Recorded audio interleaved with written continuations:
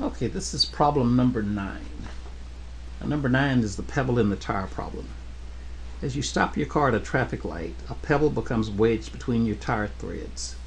When you start moving again, the distance between the pebble and the pavement varies sinusoidally with the distance that you've gone. The period is the circumference of the tire. If the diameter of your tire is 24 inches, we're going to write an equation here. So if the period is the circumference is equal to diameter times pi. So the diameter was given as 24, so the circumference is 24 pi. And we're told that that's the period. So the period is 24 pi. B is going to be 2 pi divided by 24 pi. So that's going to be 1 over 12 for B. Now let's set this up. If the diameter is 24, the maximum distance you can be above the ground is 24. And the lowest distance would be right on the ground, but it will never be negative. So this is the y-axis. This is the x-axis.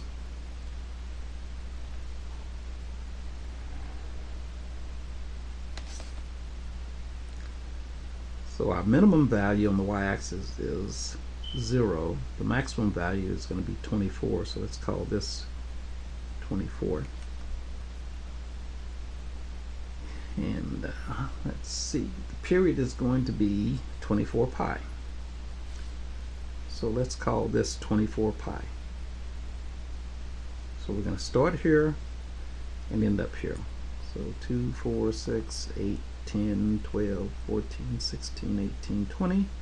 2, 4, 6, 8, 10. Right here. So we're going to be up here. So that's a period there.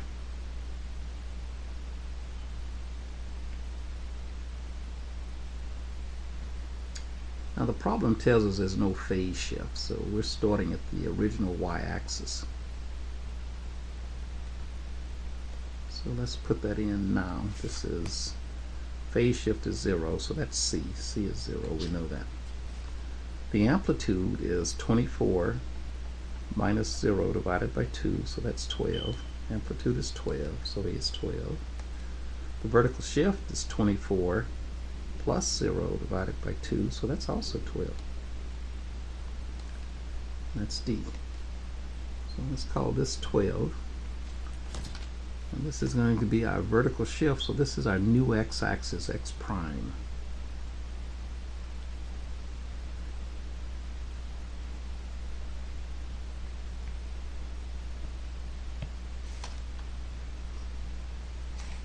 So our graph is going to look like this.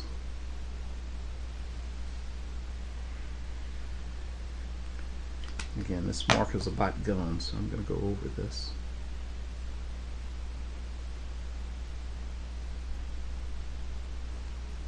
Okay.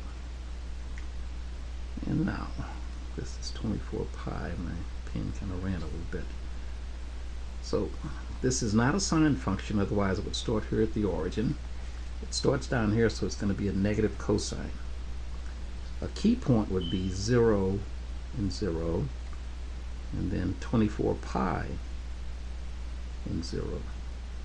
Another one would be 12 pi and 24. So I think we're ready to write our equation. So y equals negative 12 cosine 1 over 12, that's a 12 there, x minus 0 plus 12.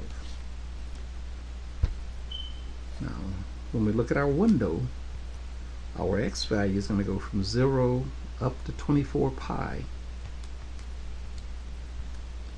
And our y value is going to go from 0 to 24, so I'm going to go to 25. We go to y equals, and this is a negative, it should be a negative 12 there. Clear this out. Negative 12 cosine 1 divided by 12 x minus 0 plus 12. And this is our graph. That looks reasonable. Now let's check our key points. second, trace, 1, 0, we get 0. Put in 24 pi, we get 0. Now if we put in 12 pi,